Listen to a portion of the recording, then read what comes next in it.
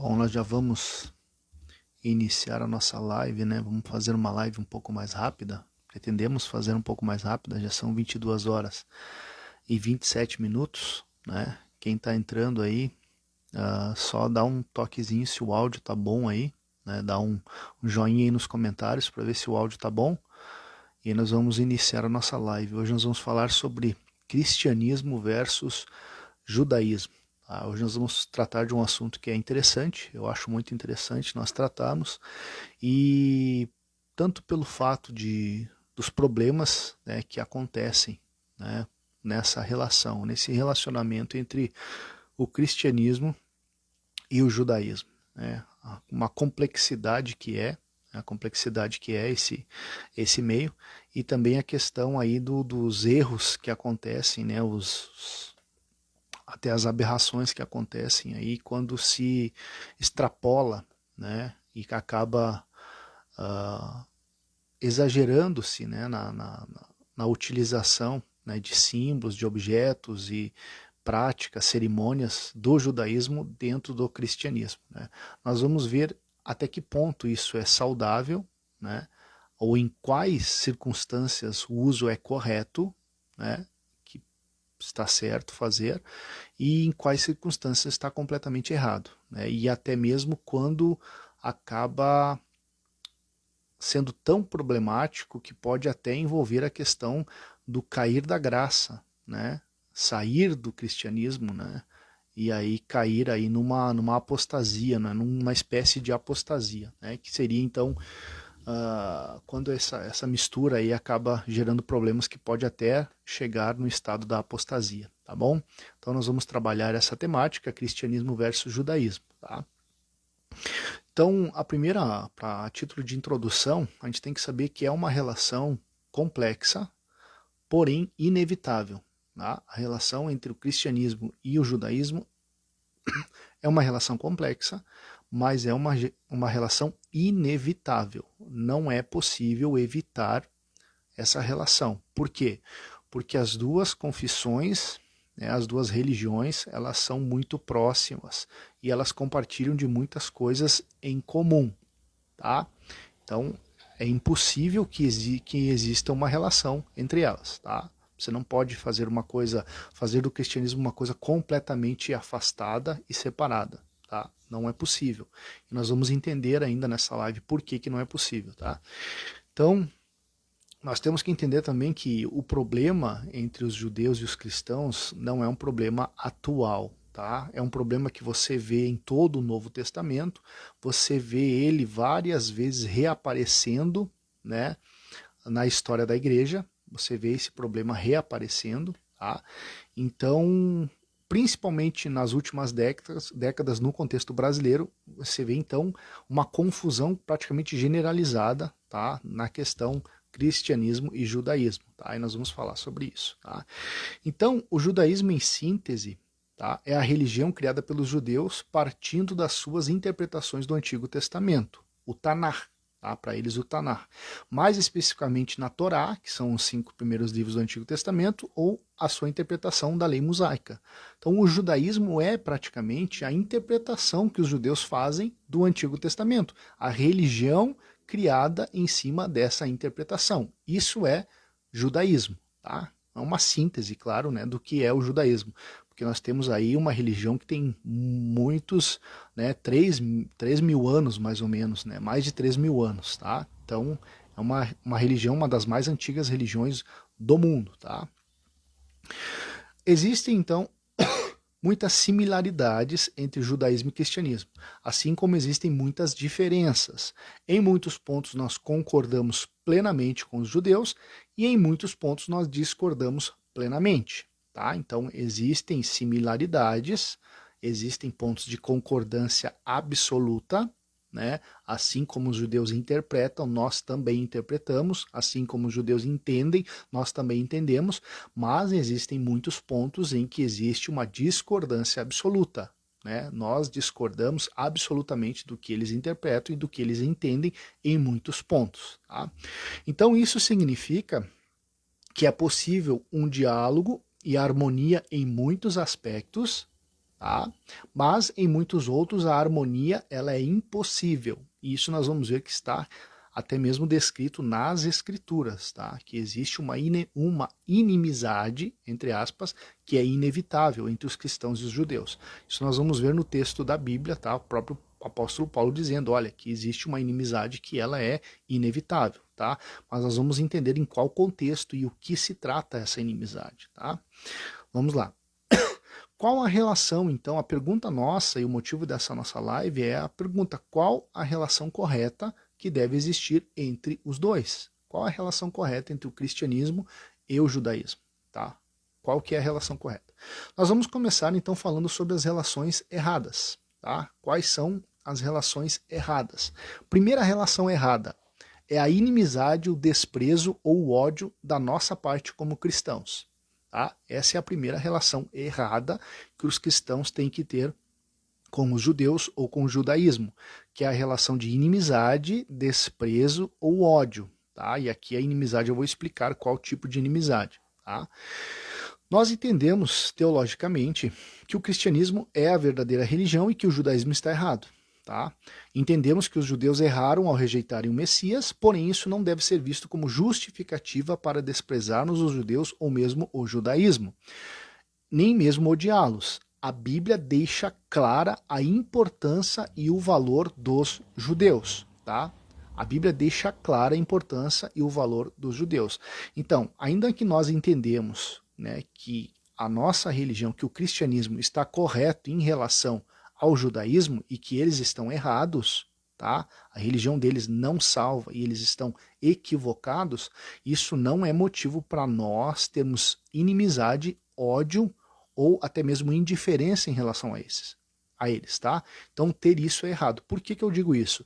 Porque durante a história da igreja, muitas vezes os cristãos manifestaram ódio aos judeus, perseguiram os judeus, né?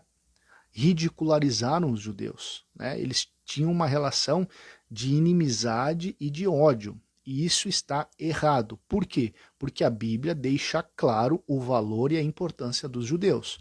Vamos ler João, capítulo 4, versículo 20 ao 24. E é o episódio da mulher samaritana. Esse episódio é interessante por quê? Porque ele é icônico, né? Porque ele representa, né, um problema cultural e religioso semelhante que os cristãos têm com os judeus, entre os samaritanos e os judeus. Tá? Então o problema cultural e religioso que os samaritanos tinham com os judeus é semelhante em muitos aspectos com o problema cultural e religioso que os cristãos têm com os judeus. Mas nessa parte do texto, do 20 ao 24, tem um versículo que é importante nós lermos. Quando Jesus responde a samaritana e disse, ela diz assim para eles, nossos pais adoraram nesse monte e vós dizeis que é em Jerusalém o lugar onde se deve adorar. Ela perguntando para Jesus. Disse-lhe Jesus, mulher, crê-me agora que a hora vem em que nem neste monte nem em Jerusalém adorareis ao Pai. Vós adorais o que não sabeis, nós adoramos o que sabemos porque a salvação vem dos judeus. Mas agora vem, e agora é, em que os verdadeiros adoradores adorarão o Pai em espírito e em verdade, porque o Pai procura tais que assim o adorem. Deus é espírito, importa que os que adoram, adorem em espírito e em verdade. Olha que interessante essa discussão, porque aqui está falando de prática, está falando de culto, né? Ela diz, olha, nós adoramos num monte específico e o povo judeu adora em Jerusalém. E aí ela está fazendo essa relação e ela está querendo ver da parte de Jesus o que ele pensa dessa rixa histórica que há entre eles e se ele concorda com o desprezo que havia entre os judeus e os samaritanos, de ambas as partes. Só que o que Jesus fala? Ele deixa bem claro, né, no versículo, deixa eu pegar aqui, versículo 22. Olha como ele deixa bem clara a importância dos judeus. Vós adorais o que não sabeis. Ele está dizendo, ó, vocês, samaritanos, vocês estão errados, porque vocês adoram aquilo que foi imposto por vocês, foi criado por vocês e não foi ordenado por Deus. Tá? A adoração dos samaritanos era a parte da adoração que foi ordenada na lei, no Antigo Testamento. E aí o que ele diz? Nós adoramos o que sabemos porque a salvação vem dos judeus. Olha a importância que Cristo dá aos judeus e deixa bem claro para a samaritana, no contexto da rixa cultural e religiosa que havia entre os dois povos. Jesus reafirma a importância dos judeus. Ele não diz que o desprezo está correto, né? Ainda que ele fale, olha, a questão de adorar num lugar específico, isso vai ser deixado para trás, né? Não vai ser assim a partir de agora, porque os verdadeiros adoradores vão adorar em espírito e em verdade. Só que ele não faz essa afirmação desprezando a herança judaica. Ele não faz essa afirmação desprezando os judeus. Muito pelo contrário, antes de fazer essa afirmação de que a partir de agora a adoração não giraria em torno de um lugar específico, né? Ele primeiro reafirma a importância dos judeus, dizendo, olha, a salvação vem dos judeus. Mas vamos lá, continuar ainda no Novo Testamento, mais textos que falam da importância dos judeus. Romanos capítulo 9, versículo 1 ao 5, vai dizer assim, em Cristo, digo a verdade, não minto, dando-me testemunho a minha consciência do Espírito Santo. Romanos capítulo 9, 1 ao 5. Que tenho grande tristeza e contínua dor no meu coração, porque eu mesmo poderia desejar ser anátema de Cristo, por amor de meus irmãos, que são meus parentes segundo a carne, que são israelitas. E olha o que Paulo vai dizer, que são israelitas, dos quais é a adoção de filhos, e a glória, e as alianças, e a lei, e o culto, e as promessas, dos quais são os pais, e dos quais é Cristo segundo a carne, o qual é sobre todos, Deus bendito eternamente. Amém. O que Paulo está dizendo? Paulo está trazendo à memória a importância dos judeus e a sua colocação na história e no plano da salvação. Não é uma relação de desprezo. Paulo mesmo vai dizer, olha, eu tenho sentimento por eles e eu reconheço que é dos israelitas que são a adoção de filhos, a glória, as alianças, a lei, o culto e as promessas, e dos quais a gente não pode esquecer que o próprio Cristo veio, segundo a carne, porque ele nasceu da descendência de quem? De Abraão. Não é chamado de filho de Davi? Então, essa relação com o povo judeu não é ignorada pelo apóstolo Paulo. Muitos pegam, quando Paulo está exortando os Gálatas, né, e o problema dos Gálatas nós vamos tratar ainda nesse vídeo, mas muitos pegam quando Paulo, por exemplo, fala que considera o que ele tinha de antes como esterco, muitos pegam esse texto e acham que Paulo está falando de todos os aspectos da lei ou da herança judaica. Não. Não, Paulo reconhece a importância deles. Paulo reconhece. O que Paulo considera esterco? Ele considera a questão do legalismo, a questão da observância externa de preceitos. Claro que é esterco, por quê? Porque agora não é mais assim. Agora, a herança que eles têm, Paulo reconhece e reafirma no Novo Testamento. Romanos capítulo 11, versículo 1 ao 32 é um texto que eu não vou ler todo aqui por causa do tempo, mas vocês precisam ler Romanos capítulo 11, versículo 1 em diante, para vocês entenderem perfeitamente que a relação do cristão com os judeus não é de forma alguma de desprezo e nem de egoísmo, né? Nós nos vangloriarmos em relação aos judeus. Paulo deixa bem claro que isso está errado. Por quê? Porque se eles, né, caíram e através da queda deles veio a nossa salvação, quanto mais quando eles forem admitidos novamente. E eles serão admitidos novamente, porque existem promessas específicas para eles. Portanto, a relação de ódio, desprezo, isso está errado. Indiferença, isso está errado. Então não é esse o caminho correto que os cristãos, ou a postura que os cristãos devem ter em relação aos judeus, tá? Eu não vou ler o texto aqui, eu tinha até colocado aqui, mas vai ficar muito extenso, tá? E o tempo passa voando. Fica claro, então, que o povo judeu goza de um lugar especial no plano divino da salvação, e que nenhum cristão pode ser indiferente ou soberbo contra os judeus. O antissemitismo é inadmissível, o ódio contra os judeus é injustificável. Inclusive, né, eu não vou tratar de todo o assunto aqui, depois eu vou postar 2 vídeos do YouTube, que são duas ministrações, 2 estudos sobre esse tema dos judaizantes, judaísmo e cristianismo, um do Paulo Romeiro e um do CACP, né, que eles tratam de uma forma mais teológica, mais séria, né, e de outros pontos que eu não vou tratar aqui, mas eu vou postar depois para vocês terem a oportunidade de assistir, tá? Mas assim, ó, é possível notar até mesmo algum grau de antissemitismo em muitos ensinadores e pastores quando eles tentam tratar desse assunto.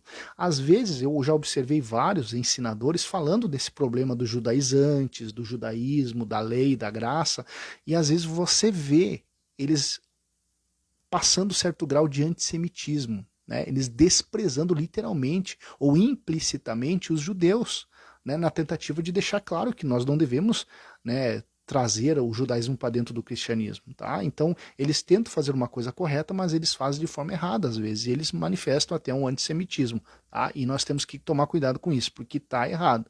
Nós não podemos endossar o antissemitismo em nenhum aspecto, tá? Então, o segundo ponto de relação errada entre o cristianismo e o judaísmo, ou o judaísmo e o cristianismo, é o sincretismo religioso. O que é sincretismo religioso? É a parte que mais acontece problema dentro das igrejas atuais, dentro das igrejas evangélicas e neopentecostais ou até mesmo pentecostais. Sincretismo religioso é a junção ou mistura de cultos ou de doutrinas religiosas distintas, atribuindo um novo sentido aos seus elementos. Nós vemos então no contexto do Brasil, nas últimas décadas, um grande movimento de sincretismo religioso de igrejas cristãs em relação ao judaísmo, com a adoção de elementos da religião judaica introduzidos no culto cristão. Preste atenção. A adoção de elementos da religião judaica introduzidos no culto ou nas celebrações de culto cristãos. Isso é sincretismo religioso. E eu vou exemplificar. Quais são os exemplos? Por exemplo, a celebração das festas judaicas. Igrejas cristãs que celebram as festas judaicas, o calendário judaico de festas. Outra coisa, cerimônias como a introdução da Arca da Aliança. Igrejas que fazem cerimônias, né, criaram lá uma réplica da Arca da Aliança e fazem cerimônias de introdução da Arca de Aliança no templo. Algumas igrejas, o culto não começa sem fazer essa cerimônia, né? Que aí representa a presença de Deus entrando no templo, então cria-se toda essa mística da Arca da Aliança, né, em cima ou dentro do culto cristão. O uso da indumentária, como o kippah, né, que é o chapeuzinho dos judeus, o talit, que eu vou apresentar depois o que é o talit, vestes sacerdotais. Você vê ministros aí de igrejas evangélicas, né, ou cristãs, vestidos com as vestes dos sacerdotes e oficiando dentro das igrejas, né, como sacerdotes. Tá? Isso acontece aqui no contexto do Brasil. O uso do shofar, que é aquela trombeta, o chifre de carneiro, né, dos judeus, como elemento do culto, né? Alguns usam o shofar na hora dos louvores, por exemplo, tocam o shofar durante o culto. Isso é sincretismo religioso, né? A introdução de elementos de outra cultura religiosa dentro do cristianismo. Tá? Agora, qual que é o problema do sincretismo? O problema do sincretismo é atribuir valor espiritual aos objetos, é divinizar elementos, cerimônias e práticas exatamente como é feito no judaísmo. É a mistificação do simbolismo. Esse é o problema do sincretismo, tá? Quando usa-se elementos, objetos e cerimônias do judaísmo. Eles mistificam o simbolismo, tá? Eles atribuem valor espiritual aos objetos, aos elementos, tá? aos gestos da cerimônia. E isso está errado. Tá? Então, é colocar vestes e rituais como meios para a obtenção de favor divino ou maior espiritualidade. O problema é que fazer isso é errado duas vezes, tá? Duas vezes errado. A primeira é uma profanação dos elementos judaicos através da apropriação indevida.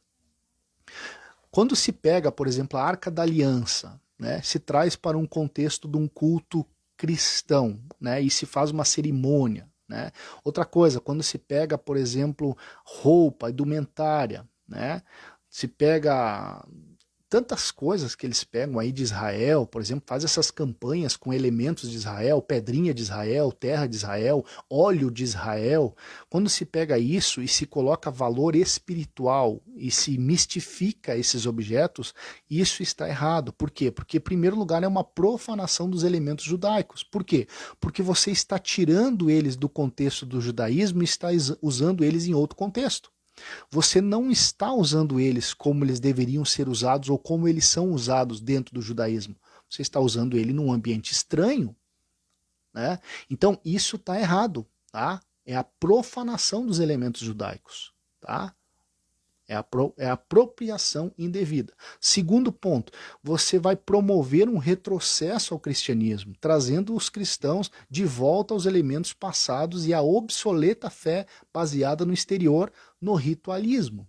O segundo ponto que é errado o sincretismo é trazer a igreja de volta a uma fé baseada no ritualismo, na observância, no exterior, sabe, em objetos, a sacralidade de elementos. Isso aí é um retrocesso. Por quê? Porque o cristianismo não mais está fundamentado nisso. A espiritualidade do cristianismo não se fundamenta no exterior, em elementos, em símbolos, tá? Em vestimentas, em cerimonial. Não, a espiritualidade do cristianismo não está fundamentada nisso. Vamos ler o que está escrito em Gálatas capítulo 4, versículo 9 e 10. Olha o que ele diz. Mas agora, conhecendo a Deus, ou antes, sendo conhecidos por Deus, como tornais outra vez a esses rudimentos fracos e pobres, os quais de novo quereis servir, né? Guardais dias e meses e tempos e anos. Aqui ele está falando de um aspecto. Em Colossenses capítulo 2, versículo 8 em diante, Paulo vai falar de outro aspecto. E é semelhante.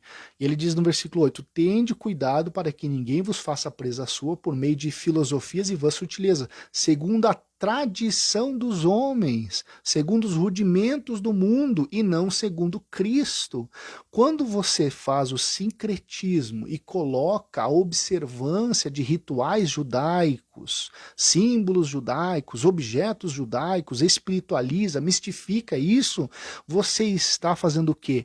Você está colocando a igreja debaixo de rudimentos, segundo a tradição dos homens. Tradição qual? Judaica. Entendeu?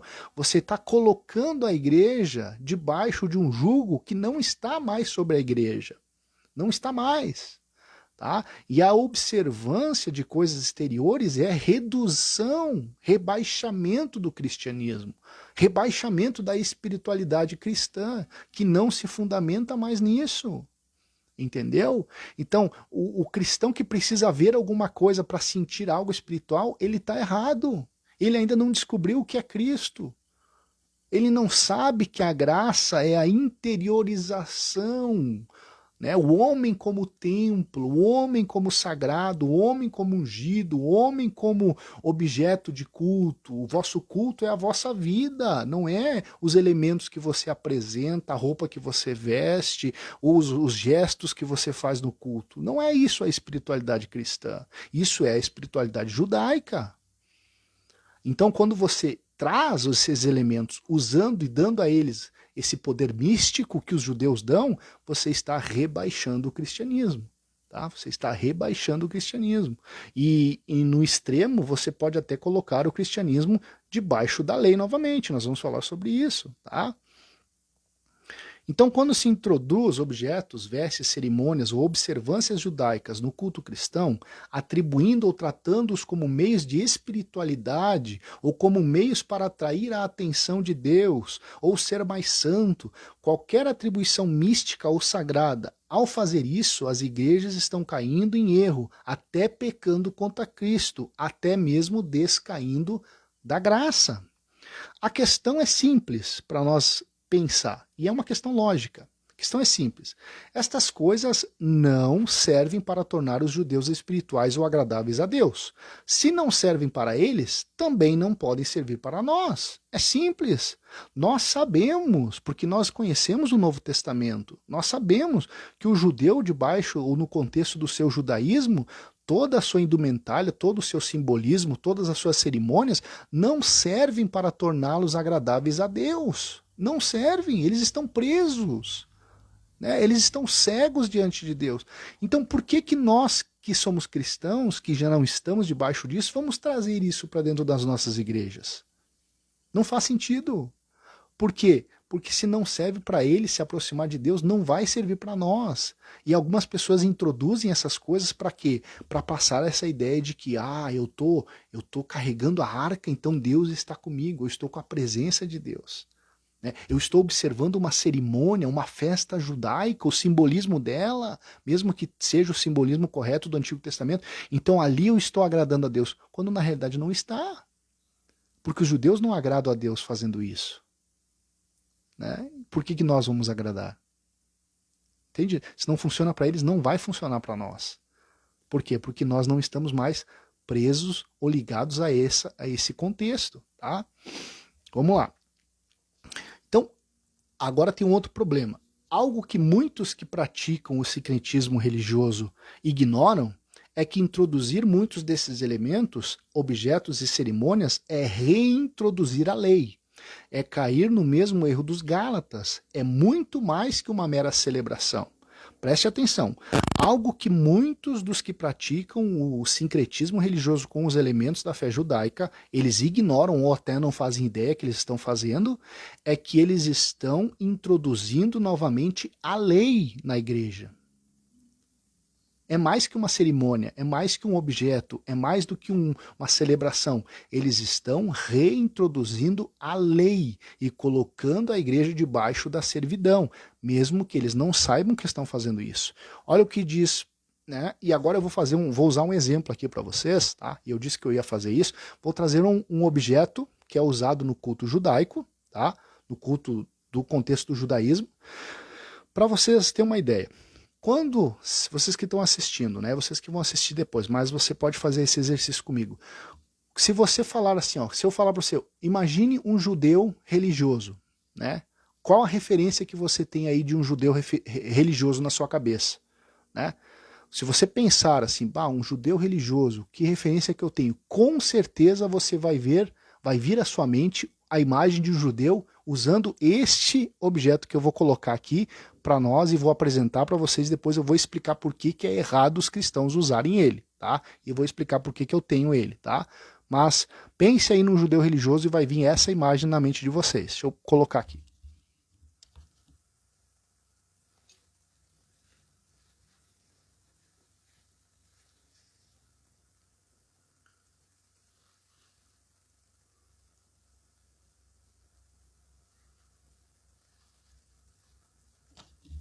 Vem ou não vem? Vem ou não vem? Quando pensa num judeu religioso. Não vem a imagem daqueles rabinos, né, que tem aquelas imagens do Muro da Lamentação, né? Vê eles usando esse manto, esse chale aqui, né? Pois bem, meus queridos, isso aqui, deixa eu botar para trás aqui, isso aqui é um talit, né? O talit, o que é um talit? O talit é um tipo de chale, né, utilizado diariamente por milhares de judeus e judias na Shacharit. O que é a Shacharit? É a oração matinal que os judeus fazem todos os dias. E também nos serviços religiosos nas sinagogas que envolvam orações e leitura da Torá. Por isso que quando o judeu está orando no Muro das Lamentações, você vê eles usando isso aqui, tá? Por quê? Porque eles têm que usar isso aqui quando eles fazem as suas orações, tá? Então, originalmente, deixa eu pegar aqui. Existem dois tipos de talit, tá? Que é o talit gadol, que é esse aqui, que é o chale propriamente dito, tá? E existe o talit katan, que é uma camiseta, uma espécie de camiseta que é usada por baixo da roupa pelos judeus ortodoxos, que ele tem nas quatro extremidades essa franja que tem aqui, ó. Vou mostrar para vocês aqui, depois eu vou explicar o porquê que tem essa franja aqui. Tem quatro franjas assim. Em todo o talit tem quatro franjas desse tipo aqui. Eu vou explicar o que significa, tá? Então, qual que é a origem? A existência do talit baseia-se na observância de um dos mandamentos dado por Deus a Moisés, tá? Que está registrado em Números capítulo 15, versículo 37 ao 39. O versículo 38 diz assim: fala aos filhos de Israel e diz-lhes que nas bordas das suas vestes façam franjas pelas suas gerações, e nas franjas das bordas põe um cordão azul. E as franjas vos serão para que, vendo-as, vos lembreis de todos os mandamentos do Senhor e os cumprais, e não seguireis o vosso coração nem os vossos olhos. Então, a ordenança feita por Deus é de fazer franjas. A palavra franja, né, utilizada, traduzida por franja, é tzitzit, tá? E o que é um tzitzit? Tzitzit é esse aqui, ó. Tem quatro, não é as franjas que tem aqui. São quatro franjas, tá? Que são assim, tá? Essa daqui. Ela tem 4, tá? Nas 4 pontas aqui tem essa franja aqui, que é o tzitzit. O mandamento envolve a criação disso aqui, tá? Disso aqui, tá? Então eu vou explicar o que ele significa. Qual que é o simbolismo, então, de um talit, tá? Primeiro é a cor. A cor dele é predominantemente branca. Todo o talit é predominantemente branco. Você não vai ver azul, rosa, colorido, não. É branco. Por quê? Porque o branco fala da transparência que devemos buscar sendo os mesmos por dentro e por fora diante de Deus. Fala da questão da necessidade de purificação para chegarmos diante de Deus. Por quê? Lembra que o judaísmo ele se baseia em rituais de purificação, né? Lavar as mãos, vários rituais de purificação. Então, para eles chegarem diante de Deus, eles têm que usar o talit branco, predominantemente branco. Por quê? Para ter essa ideia de estar puro diante de Deus. Tá? Isso é simbolismo judaico. O formato dele, por que ele é um chale? Porque ele serve como uma espécie de uniformidade do povo na adoração a Deus, onde todos se tornam iguais dentro de uma sinagoga. É por isso que todos usam um chale. Tá? É como se fosse uma forma de uniformidade, todos iguais perante Deus. Isso é o simbolismo que eles dão a essa peça. E as franjas, então, que são os tzitzit. Existe uma peculiaridade nessas franjas que é bem interessante. Tá? A palavra tzitzit, quem conhece, né, a cultura judaica, quem conhece, né, a questão do idioma judaico, sabe que as letras do judaísmo, as letras do hebraico, elas têm um valor numérico, cada letra tem um valor numérico. E a palavra tzitzit, a soma das letras no hebraico, ela dá 600, tá? 600. E aí você tem a soma, por exemplo, cada franja é produzida com 8 fios, tá? Cada franja é produzida com 8 fios e cada franja tem 5 nós, tá? Não dá para ver aqui, mas dá para ver, ó. Tem 5 nós. Então, o que o simbolismo judaico numérico fala? Que nós temos 600 pela palavra tzitzit, 8 fios e 5 nós. Somando tudo dá 613. O que é isso? Que é envolver-se com o tzitzit, é envolver-se com os preceitos divinos, suas ordenanças e valores, um lembrete diário da lei e da sua importância. Então, quando o judeu coloca isso aqui, ele é para entender, segundo a cultura judaica, que ele está se envolvendo com os mandamentos da lei de Deus, 613 mandamentos. Outra coisa interessante, existem 4 espaços, né, dos nós, 4 espaços. Os 4 espaços representam as 4 letras do nome sagrado, nome de Deus, que é YHWH, o tetagrama sagrado. Tá? Então, quando eles se envolvem com isso, eles também se envolvem com o nome sagrado de Deus. Então, este aqui é o simbolismo do talit. Agora vamos à questão da bênção do talit para os judeus. Quando um judeu vai colocar o talit, antes de ele colocar, ele tem que pronunciar uma berachá. Berachá é a bênção, tá? Ou a oração que eles têm que fazer antes de usar. O meu talit, ele tem essa bênção aqui, ó. Se vocês olharem aqui, está aqui escrito em hebraico, tá? Está escrito em hebraico aqui. Algumas tradições dos judeus, alguns grupos não usam a bênção aqui no talit, só usa em branco, mas esse aqui tem. E o que está escrito aqui em hebraico? Está escrito a seguinte frase, tá? Baruch atah Adonai Eloheinu melech haolam, asher kideshanu bemitzvotav vetzivanu leitatef betzitzit. O que isso aqui significa em hebraico? Está dizendo assim, bendito és tu, ó Senhor, nosso Deus, Rei do Universo, que nos santificou com seus mandamentos e nos ordenou-se envolver-se em tzitzit. Tá? Essa é a pronúncia. Qual que é a bênção que os judeus atribuem àqueles que usam, né, o talit e fazem então toda a cerimonial envolvendo o uso do talit? A bênção é pronunciada pelo Salmo 36 e versículo 7, ou verso 7, que diz: quão preciosa é, ó Deus, a tua benignidade, pelo que os filhos dos homens se abrigam à sombra das suas asas. Então a bênção do talit é ser envolto pela proteção de Deus e estar abrigado à sombra das suas asas. Isso aqui é uma forma genérica, muito simplificada, do simbolismo que existe no talit. em usar o talit, tá? Só que tem muito mais coisa, mas eu não ia dar tempo para nós falar, tá? A impressão que dá, meus queridos, ao conhecer o significado e o simbolismo do talit, é que é algo lindo, algo louvável e digno de imitação. Dá até vontade de adotar o uso e colocar-se debaixo dessa bênção. O problema é que usá-lo é guardar a lei, é submeter-se à lei. Por quê?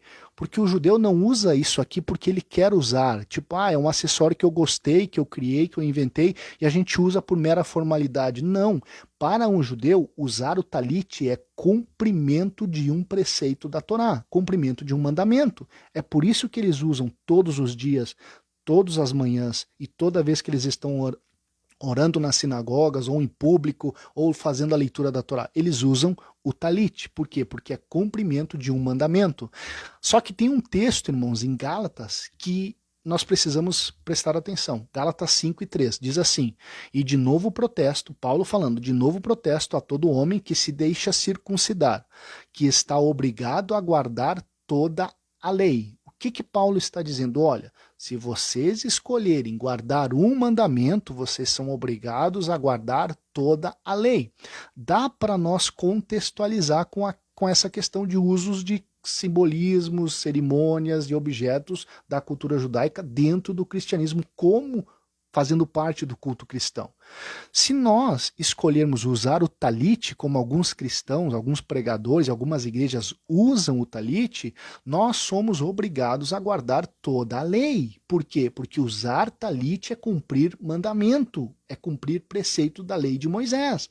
Portanto, se nós escolhermos isso, e não somente isso, escolher outras coisas, nós somos obrigados a guardar toda a lei. Por isso que é errado o cristão usar isso aqui. Eu tenho, faz mais de 10 anos que eu comprei o meu, mas eu não uso. Não uso nem quando eu oro, nem quando estou lendo, eu não uso. Na verdade, agora ele está servindo para ilustração.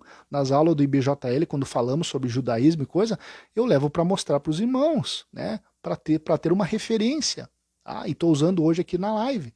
Tá? Então, eu não uso por quê? Porque se eu usar, eu sou obrigado a cumprir toda a lei. Tá? Mas vamos continuar ainda falando sobre isso. Tá? As festas judaicas, então, elas são guardadas pelos judeus porque são preceitos. O sábado é guardado porque é preceito. Muitos dos elementos e cerimônias são observados porque são preceitos dos judeus. Adotá-los é adotar os preceitos, tornando obrigação adotar os demais. Caso contrário, teremos aberrações de culto. Não é sem nenhuma e nem outra coisa. Então, esse é o problema que acontece com o sincretismo da forma que ele é feito na maioria das igrejas cristãs. Nós temos aberrações. Por quê? Porque eles não observam a lei judaica. Eles escolhem uma coisa, outra coisa, não têm ideia do que eles estão fazendo e estão usando dentro do culto cristão. Então, eles não são nem objetos do culto cristão, porque o culto cristão não tem, não são objetos do culto judaico, porque eles estão sendo usados fora do contexto judaico. Então, eles são o quê? Aberrações. Verdadeiras aberrações, tá? Então, não é uma coisa bonita para Deus. Deus não está feliz, não está sendo honrado, não está sendo glorificado através dessas coisas. Por quê? Porque são aberrações diante de Deus. Porque eles não se encaixam em contexto nenhum, porque foram retirados do seu contexto. Tá? Então o sincretismo é errado por causa disso. Por isso que é errado um pregador usar um talit. Né? Você vê aí, por exemplo, depois nós vamos falar sobre a questão do conceito ali do templo de Abraão, feito da Universal ali, o Edir Macedo. Tá? Nós vamos falar sobre quão aberrante é aquilo ali diante dos olhos de Deus, tá? E diante da Bíblia. Tá? Mas então o cristão errado não está correto. Por quê? Porque você tem que entender que você está cumprindo o mandamento judeu da religião judaica. Tá? Então, se você quer cumprir, cumpre todos. Porque senão você está errado. Né? E isso também é nesse ponto que você se torna um judaizante, que as igrejas são judaizantes. Né? No contexto de Gálatas, os judaizantes eram aqueles que exigiam o cumprimento da lei de Moisés como parte do culto cristão. É isso que é um judaizante, exigir o cumprimento de elementos da cultura da religião judaica dentro do cristianismo. E aí Paulo diz, olha, isso é ser judaizante, isso é cair da graça, isso está errado. Tá? Então nós não podemos compactar com isso, não podemos aceitar esse tipo de coisa. Então, Um problema bem sério, por exemplo, o problema da Arca da Aliança em igreja cristã. Nós vemos aí, o Templo de Salomão ali, do Edir Macedo, ele faz isso, né? Eles têm todo um cerimonial com a Arca da Aliança, uma maquete, né? Uma réplica da Arca da Aliança, porque não é a original. A original se perdeu, desapareceu, ninguém sabe onde é que ela foi parar. Então, quando as igrejas usam, por exemplo, para fazer campanhas, né? Usam maquetezinha da Arca da Aliança, igreja que usa a Arca da Aliança como depósito de oferta, a urna de oferta, uma maquete da Arca da Aliança, tá? Outros que colocam em cima do púlpito, né, uma Arca da Aliança. Tá errado. O simbolismo, ou a sacralidade da Arca da Aliança, o tornar essas maquetes, né, essas réplicas da Arca da Aliança, tornar objetos sagrados e místicos dentro da igreja cristã, está completamente errado e é um pecado terrível. Por quê? Olha o que está escrito em Jeremias capítulo 3, versículo 15 e 16. Jeremias capítulo 3, versículo 15 e 16, está escrito assim: E dar-vos-ei pastores segundo o meu coração, os quais vos apacentarão com ciência e com inteligência. E olha o versículo 16: E sucederá que, quando vos multiplicares e frutificares na terra, naqueles dias, diz o Senhor, nunca mais se dirá a arca da aliança do Senhor, nem lhes virá ao coração, nem dela se lembrarão, nem a visitarão, nem se fará outra. Uma cerimônia onde homens adentram uma igreja trazendo a Arca da Aliança, que é reverenciada, divinizada, tratada como objeto sagrado, é idolatria. É isso que acontece. Quando você tem, por exemplo, no Templo de Salomão, ali do Edir Macedo, da Universal, que ele entra, as pessoas ali esticando as mãos para encostar na arca, aquela reverência, aquela coisa assim, aquele sentimento, aquela espiritualização, aquela mistificação, isso é idolatria. Quando se faz uma campanha em que se faz várias maquetinhas da Arca da Aliança para você receber não sei o que, ou para simbolizar a presença de Deus na casa dos cristãos, então se faz um misticismo em cima desse objetinho ali, isso é idolatria. Entendeu? Isso é idolatria. E outra coisa, pior ainda, tá? Pior ainda, é você tirar de Cristo o seu devido lugar no culto. Por quê? Porque Cristo não é a presença de Deus. O Espírito Santo não é a presença de Deus. A presença de Deus é aquele objeto. Está como é que é sintetizada naquele objeto. Quando na realidade não existe nada que possa fazer uma relação entre aquela maquete, aquela réplica, com a presença de Deus. Não existe. Porque se a original, quando Israel estava em apostasia, já não representava nada, imagina as réplicas. Imagina as réplicas e usada ainda de forma absurda, por exemplo, em campanha, né? Tá errado. Tá completamente errado. Agora, se vai fazer uma apresentação teatral, onde tem uma ilustração em que se faz então um teatro ali que entra o povo carregando a arca para ilustrar um texto do Antigo Testamento ou o que acontecia no Antigo Testamento, em que as pessoas olham e sabem que aquilo ali é uma representação, não tem nada de valor espiritual ou misticismo naquele objeto que está sendo carregado, beleza. Para ilustração, beleza, não tem problema nenhum. Agora, divinizar o objeto, mistificar o objeto, aí está completamente errado e é idolatria, tá? Idolatria, e Deus condena a idolatria. Outro problema, irmãos, e aqui um problema mais peculiar. O problema do mero modismo e do hebraísmo indiscriminado. Tá? Isso aqui também acontece muito, o modismo e o hebraísmo indiscriminado. Algo que não pode ser chamado, vamos pegar aqui, algo que não pode ser chamado exatamente de sincretismo são os modismos, entre eles o hebraísmo. O que é isso? A substituição de termos em português por termos em hebraico. Como? Em vez de falar paz do Senhor, fala Shalom Adonai. Né? Em vez de falar santo, fala Kadosh. E em vez de falar Jesus, fala Yeshua. né? Yeshua. Em vez de falar glória de Deus, falar Shekinah de Deus. Tá? Isso é hebraísmo, em que as pessoas substituem os termos em português por termos em hebraico, né? Acontece muito, né? Tem muito que não fala mais, Jesus Cristo, fala Yeshua. Ora, em vez de falar Jesus Cristo, fala Yeshua. Né? Fala de Deus o Santo, fala o Kadosh. Né? Ou o Senhor, fala Adonai. Né? Então tu faz a substituição do termo português por termos em hebraico. Isso é modismo, muitos fazem porque é moda fazer isso. Os pregadores, alguns pregadores referências começaram a fazer, então todo mundo está fazendo. Né? Alguns até nem sabem o que estão falando, eles somente estão repetindo. Né? A síndrome do papagaio, não tem consciência do que ele está fazendo, então ele vai repetindo. Tá? Então, nós temos que entender uma coisa. Primeira coisa, não existe diferença espiritual nenhuma em substituir termos do português para o hebraico. Nem todos os que fazem sabem o que estão fazendo. Então, primeiro ponto, não existe diferença espiritual nenhuma em substituir termos do português por hebraico. Você não vai atrair a atenção de Jesus chamando ele de Yeshua. Não vai mudar nada. Entendeu?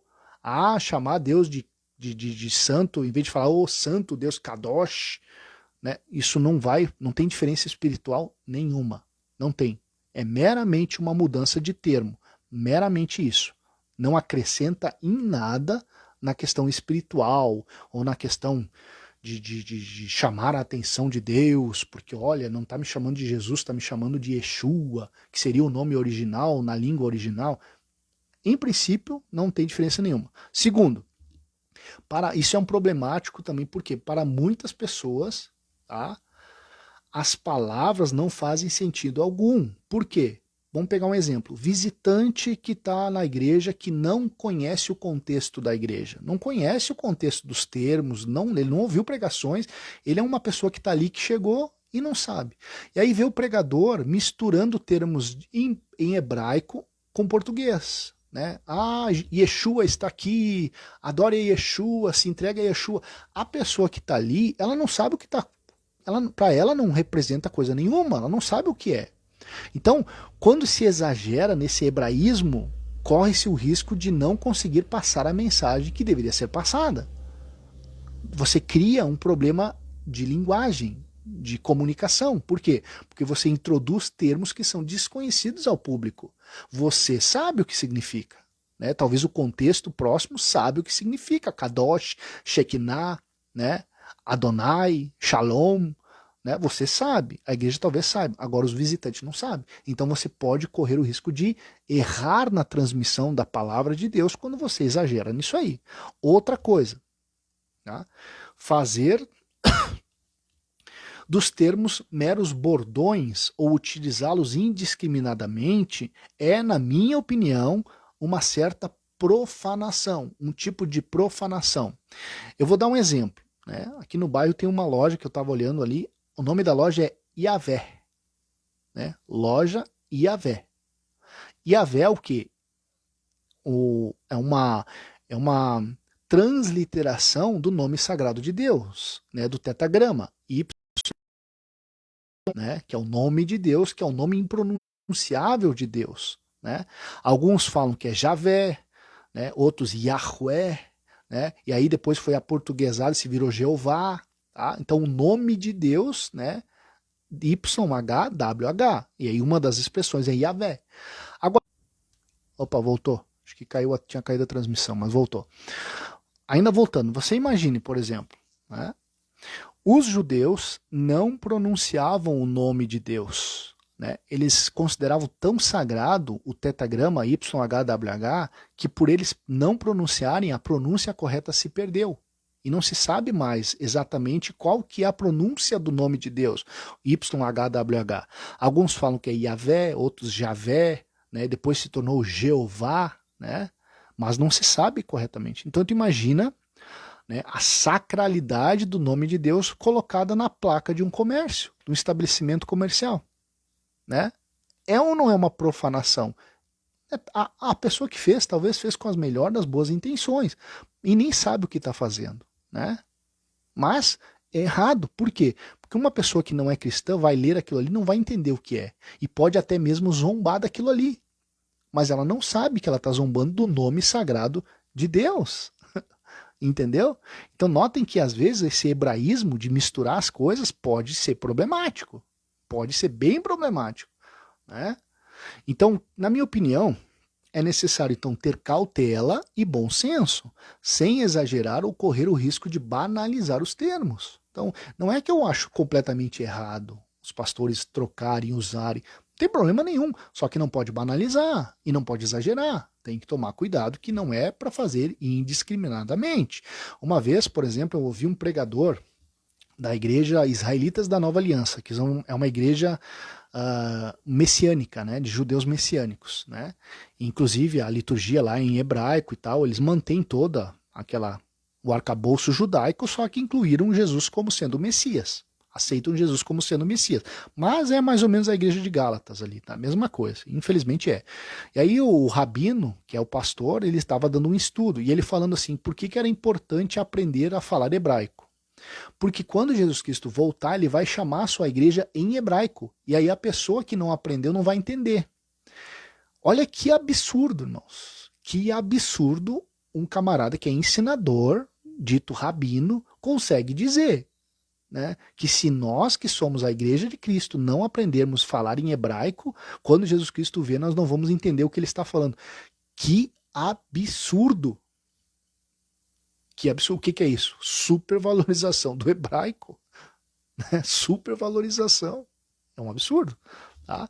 Agora, hebraísmo é diferente do uso pedagógico do hebraico. Tá? Onde se faz menção do hebraico e grego para instrução exegética ou mesmo ilustração, contextualização e familiarização. Tá? Hebraísmo é diferente do uso pedagógico, que é o uso correto. Por exemplo, você vai ler um texto no Antigo Testamento e você faz a leitura dele em hebraico para que as pessoas entendam como que era pronunciado pelos judeus no Antigo Testamento, e depois você faz a menção dele no português e prega em cima dele no português. Mas você diz, olha, tal palavra no hebraico original é assim que se pronuncia. Então isso é uso pedagógico, uso até exegético, isso é correto. O termo grego, por exemplo, né, é correto, isso está certo. Agora é diferente do hebraísmo usado somente por modismo, é bem diferente, tá? Então para familiarização é bom, é louvável ser usado. Outra coisa, outro problema, o problema dos discípulos de rabinos. Isso aqui é um problema sério dentro das igrejas. Problema dos pregadores e cristãos que são discípulos de rabinos. É comum vermos cristãos admirados com as explicações e interpretações do Antigo Testamento feitas por rabinos, ou mesmo da literatura rabínica como Talmud ou Mishnah. Vemos alguns até negando o texto bíblico com base em tradição ou interpretação judaica do texto. Isso é um absurdo. Toma cuidado com esses vídeos, com esses que você vê por aí que tá bombando para tudo que é lado, de judeu explicando para você a Bíblia Sagrada. Muito cuidado com isso. Muito cuidado com isso. Primeiro lugar, nenhum judeu possui maior autoridade de interpretação da Bíblia do que um cristão. Escuta isso. Nenhum judeu, só por ser judeu, possui maior autoridade de interpretação da Bíblia do que um cristão. Não podemos esquecer que eles estão cegos e incapacitados de ver a verdade. O judeu, no contexto do seu judaísmo, ele está cego e incapacitado de ver a verdade. Portanto, ele não é fonte de interpretação da Bíblia para a igreja cristã. Cuidado com isso, irmãos. Olha o que diz 2 Coríntios 3, 13 e 16. E não somos, 2 Coríntios 3, 13 e 16. Ao 16. E não somos como Moisés, que punha um véu sobre a sua face para que os filhos de Israel não olhassem firmemente para o fim daquilo que era transitório. Mas os seus sentidos foram endurecidos. Escute, porque até hoje o mesmo véu está por levantar na lição do Velho Testamento, o qual foi por Cristo abolido. E até hoje, quando é lido Moisés, o véu está posto sobre o coração deles. Mas quando se converterem ao Senhor, então o véu se tirará. Irmãos, tem que parar com esse negócio de supervalorizar comentário judaico. Interpretação judaica da Bíblia. Tá errado. Jesus mesmo disse, na cadeira de Moisés estão sentados os escribas e fariseus, e eles estavam errados, interpretaram a lei de forma errada, não reconheceram Cristo. Cuidado, o pregador que cita Talmud e Mishnah e prega em cima do Talmud e em cima da Mishnah. Tá errado. Flávio Josefo era historiador, não era teólogo. Eu vou ter que falar isso aqui. Flávio Josefo, que é muito mencionado, ele era historiador, não era teólogo. Cuidado com isso. Aí você pega a tradição judaica que nega o que está no Antigo Testamento. E aí você diz, não, porque na realidade esse texto aqui não é o correto. Na realidade deveria ser traduzido de forma diferente. Por quê? Porque a tradição judaica diz que tem que ser traduzido de forma diferente. Mas peraí, a tradição judaica tem mais valor que a Bíblia? A tradição judaica tem mais valor. A interpretação judaica tem mais valor do que a Bíblia. Flávio Josefo tem muito texto do Antigo Testamento que ele diz claramente que o que está ali não é o que aconteceu. Ele conta o que tá na Bíblia de forma diferente. E as pessoas, nossa, escuta um rabino falando ali da lei, meu Deus. Crente usando a numerologia judaica, o misticismo numerológico dos judeus, usando para reinterpretar os textos das escrituras. Irmãos, o misticismo judaico, a cabala e tudo isso aí, irmãos, isso aí é loucura. Não foi Deus que deu para eles. Não é interpretação pelo Espírito Santo. É misticismo. E isso não serve para parâmetro de interpretação dos crentes. Não serve. Não tem autoridade. Ponto final. Ponto final. Quer ir contra isso? Bom, então está indo contra a lógica e contra a verdade. Não serve. Então cuidado com o pregador que fica citando Mishnah e pregando em cima de Mishnah. Pode usar como referência? Pode. Tem valor histórico? Até tem. Mas muito bem cuidado. Muito bem cuidado. O problema, irmãos, e aí isso aqui é uma coisa que eu chamo a atenção, tem pregador que quer ser mais judeu que os judeus.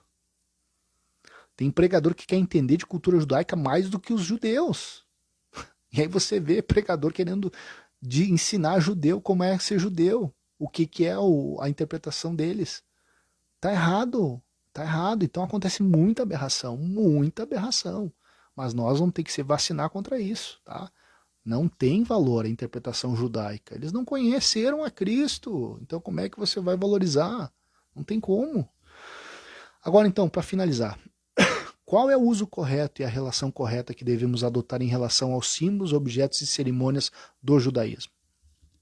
Primeiro, sem divinização, sem espiritualização, podemos usá-los como referenciais e para ilustração e familiarização.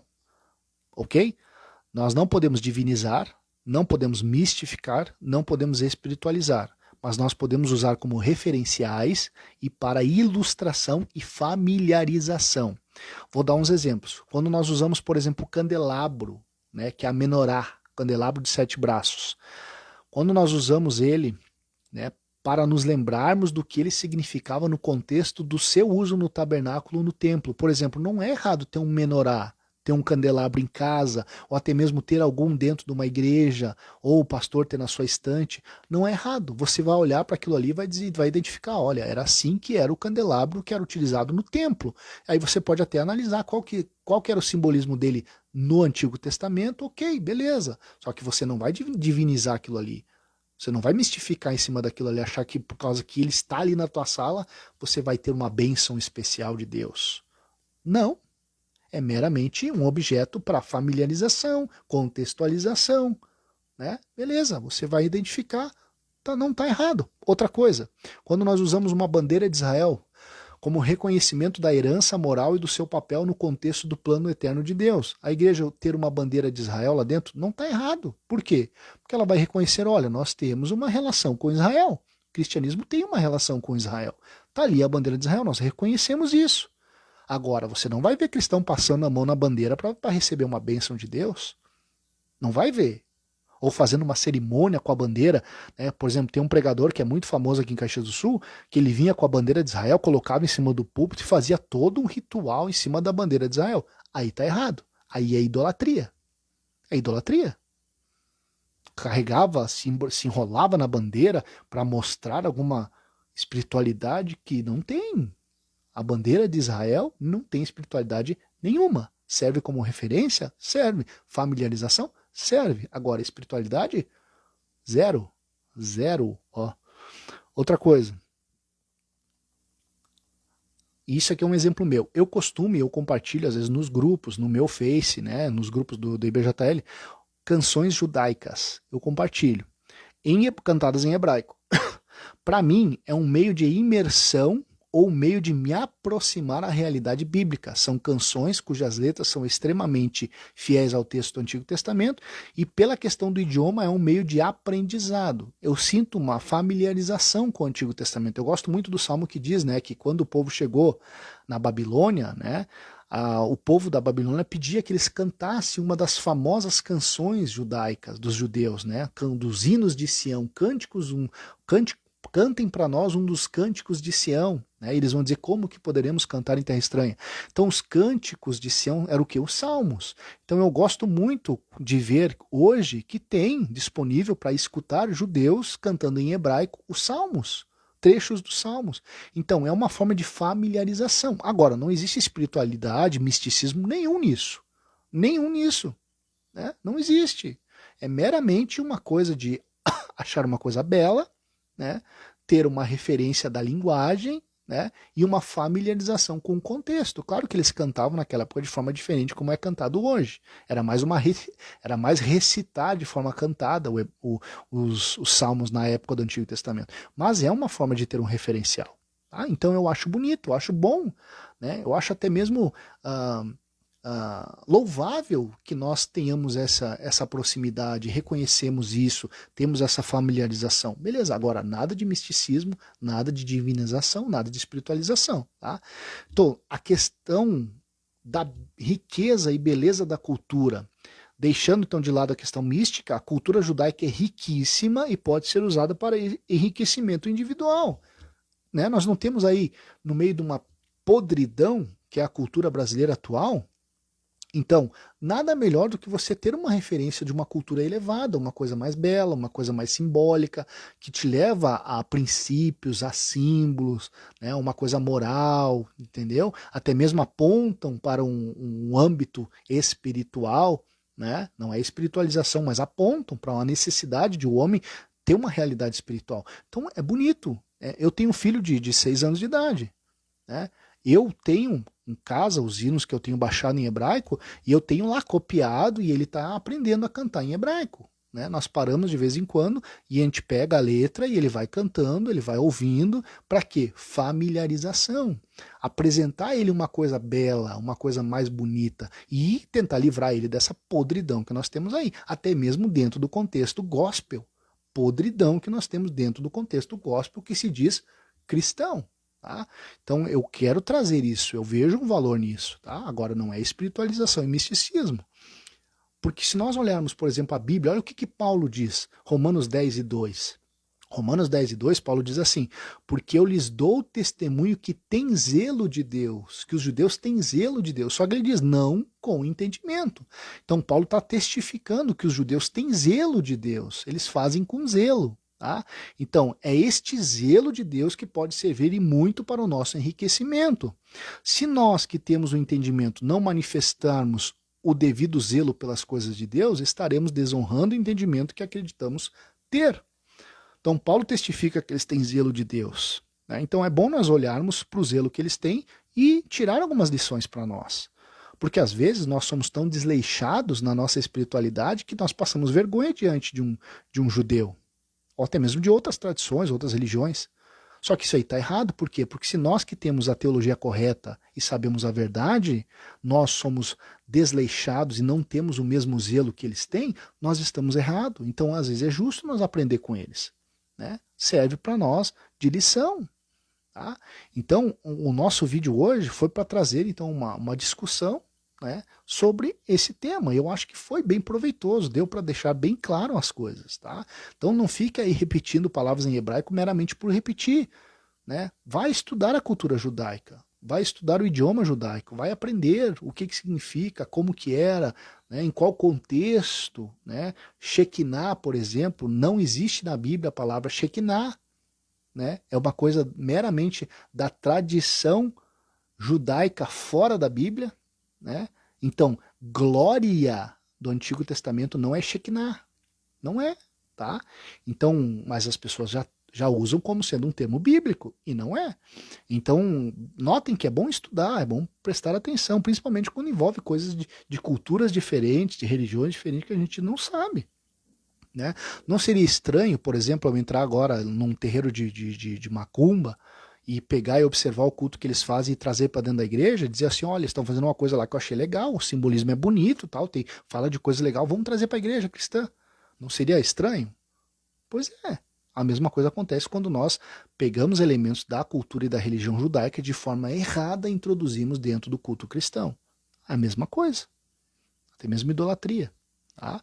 Então a nossa live hoje foi essa, falamos sobre então judaísmo versus cristianismo. Eu vou colocar, irmãos, 2 vídeos, já falei, né? No meu Face, depois nos grupos que forem compartilhados, eu vou pedir para compartilhar esses 2 vídeos para vocês verem uns estudos mais sérios, mais teológicos e até mais severos sobre como é problemático essa questão aí de introduzir coisas do culto judaico dentro da igreja. Só para finalizar, né, eu quero dizer uma coisa, por exemplo, um exemplo que eu tenho de uso correto e legítimo do contexto do judaísmo dentro do cristianismo é o que o pastor Alex faz, né, nas suas ministrações. O pastor Alex é um excelente ensinador e conhecedor da cultura judaica, é admirador da cultura judaica. E ele utiliza muitas vezes, né, nos seus estudos, né, elementos do judaísmo. Mas como que ele faz? Ele apresenta a fé judaica, ele apresenta o simbolismo judaico e depois ele faz o contraponto com a fé cristã. Entendeu? Ele não introduz aquela verdade do judaísmo dentro do cristianismo, mas ele apresenta como que eles entendem e como que é o entendimento correto do cristianismo. Isso é maravilhoso, isso é a forma correta. Não é sincretismo, né? Você usa ele como ilustração, como exemplo, né? Como referencial, mas você mostra, olha, isso aqui é judaísmo. Nós temos o cristianismo e o cristianismo é superior. Tá? Então essa é a forma correta. Eu gosto muito de ouvir o nosso pastor Alex, né, a pastor Alex Enivan, usando, né, o judaísmo, a cultura judaica, a religião judaica, né, os seus ensinamentos para ilustrar os ensinamentos e fazer o contraponto com o verdadeiro ensinamento cristão. Tá? Então, paz do Senhor a todos. Essa foi a nossa live de hoje. Até mais.